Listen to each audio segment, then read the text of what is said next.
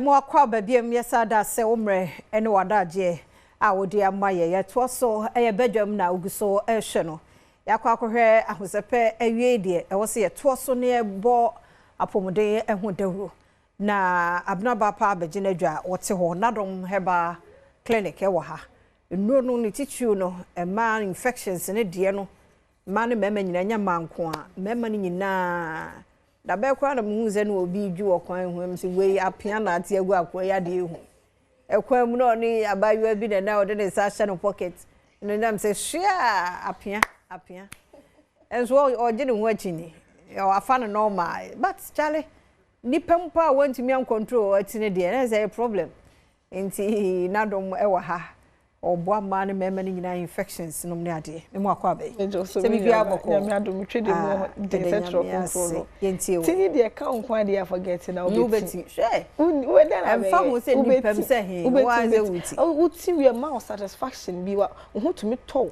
be nche be san so aka enti there was so yi sa how the fifty we busia no pay me di ncha kese free NADOM Herbal Center ebro bibia o hwe NADOM ni producing na fa XV mixture nafa XV capsules and afin so nafa lady clean small but mighty when you remember kojina kwa ho nkoti ma yen betwa nkoto social media intent na ho emenum guase se ento abra NADOM Herbal Center yedi nu papa se abedwama so when you remember utumi se wo hwo alege na se no boss testicles na se no o to make ka wo jo ho anje hwenye a wo so tumi se obemem ehhehyew ukoje fichi so kojonso a ubechi match say ye den na jonso no emai beba mpa ba ketue bi either say nsuo bi anase moje bi edi akire eba eto da kwa moja na fra jonso na wo jonso no na osan so etiaw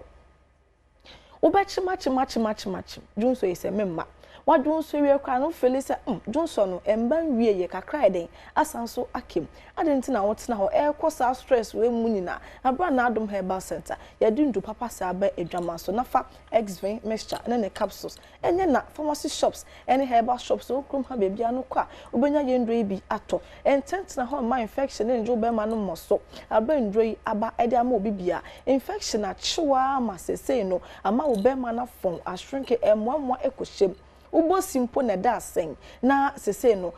infection ejo be ma ede fun sem mesraw entwafufu nto nkwan mu ma ononku nkotwetwa mene ento graphic nto dem ma ononku nkokenkan wan kasa to graphic na kenkan wade wo ye bibia mefa so mra so mfama wakwa ni page wo so otima so otumi ma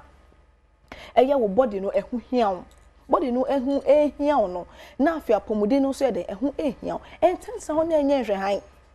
abra NADOM ye de nafa XV mixture ne capsules abedwama so nyaba obi wo hono ma obeka say spiritual ne fiefo na eye no say abena obefrem oberant so obi kwa kache so so da ye na asobi de ne sa so ne flap mu ade chen be ma na sha sesefo na am say sha se efon no de akọ hospital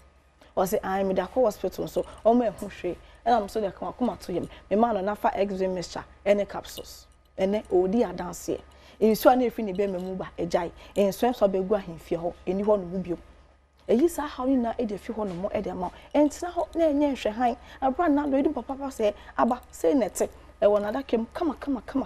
ubetumi e de mixture no anum capsules no senya wo be nom na wo be feel comfortable bia no anum nya be ma na eyi sa how ni na e de fi ho no mo e de ma e na pempin so ya meka se wo treat wo ho a make sure say wo partner so ebe treat ni de intent na ho na enye hwe han wo be ka so me treat sa enko for so many years di me treat ya enko e di enti na enko wo partner en treat ni de enti e na enko because wo nu ndo nu wi anu asan akọ bia ho onu mundo no wia no wasan so ne no akwa akohia enti ono no treat ne de no kwa no wasan akotiti intent na ho e ma yare anje ni pedua no e mo so sei make sure say won sabeka nafa XV mixture ne ne capsules ne mdi kan no treat make sure so partner so e be treat ne de e ma no so ye de ni small but mighty nafa lady clean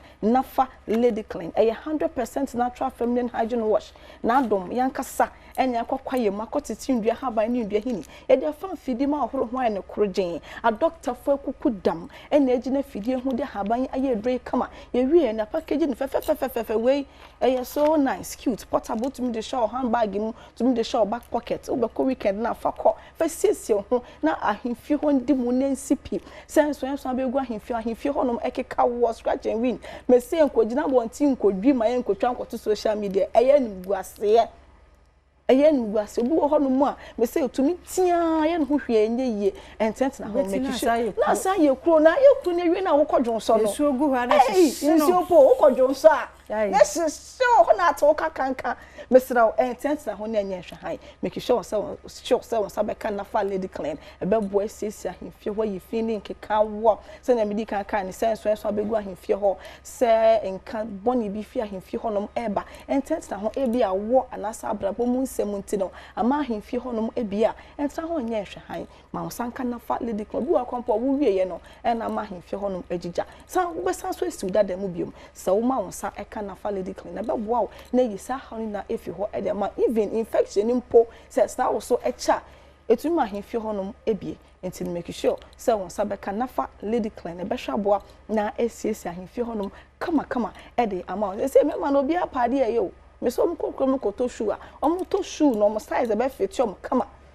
on ped your best side na be roro no bom sa oba himfio na so betomu a sister kwa on babiom no bu obeka se be ma ne ba no I hit and run the fiefo na eye no enyo fiefo na eye check engine check hwohwe obi a mpe bonde na chese obekọ na nka ne di na chidi kofie sa enya fine sesie ho wankasa no sesie boost confidence level oba no se na hwa ye oba nie nya se wadress kuntan na wabonten kwa na chese wo ye oba wo wadress yie no na himfio so ye de ekoye no sa na hye na henema na otutu tata no kopiem ewa ahemfie ho atum say yes baby aye neat kama no sa check no sign on show no sign ma me say omo aye show mkawa no mo nchen ye de omo trips no omo nchen ye mo ska so omo kokwan so nkofa ne ma beton no omo nchen ye de car keys na dan keys show mo sa na sister omo nchen ma wo ka nya wo ka make sure say won sa be ka nafa lady clean ndi wasem emfa ema obi eju ku na boso de den do ye ho hwenye ye make sure say won sa be ka nafa lady clean indron ansa na be ba bontin na sanso bompa ye egu so ente wo de na spiritual cry be ko nafa lady clean nafa x-ray mixture na capsules e be hwaboa na infection ni na e de fi ho no mo e de ama e bia de wo so uni infection but akwa ni pain kwa de e wo se wutumi esiesie ho na wa ho siesie no edi mo emema ni so bi wo ho no mo be ka se oh obi wo be ka se me de me nko hospital me okay hwe nyame wo start se wo no maduro na afi na asha asese dan ho adi ona ho be fi se wo you okay but unya start se wo no maduro na abo se na wanya discharge na afi no bia obememu eye ohene na ekiro se na ewo ho but e de no ho ate tu sha se wo no maduro no na ayede asha se dan ho adi e na obeje bi no so a enkonom no 1 week in fan kosi wo unya no 1 week hu se de eye pe na wagya me se me nyaba okọ bi dem ko hu herbal drugs e gudem ho no mo a ei so aduro no so so oti we nu akoto onu maduro ne ma na nsanti no hu aduro no so mfaso to be ka se wona mbeto na adum fa aduro kra me hu so unum wieye se na ekire o se nom ne saa unum ne saa kaba na enkekọ so me pa cho friend asem ekire se na metro no nom ne saa ne ntu ase mfama because yare no enya one day and de buy emfa one day enko eya abotre ne adachi timisro na waye ne saa e de ma yenua ma no so mo kosu a SS4 no mo to bi mfa momo no mo mfa ko se sense wada ne mo ayenyu no se musi mo pants se ne underwear na sanwa make sure se wo beto so heat gine mu na hye se ne wunya infection bia emfa emfiri mu yenua mema no so mesere ma apart from say mpa so good e ba ko dia wo benya infection no so okwasan water closet ne so na one so be memu ana one fat tissue and pepper no obi akọ use whatever ebi ono infection odun so na gu water closet na no be makoto anu a obenya eye UTI urinary tract infection bi entini mu pay attention to sane mani na yi na ye mboaboa ye honye se ye to edu ntia ba ya na be to edu ne ye ko da bi e kire okwan abefa so a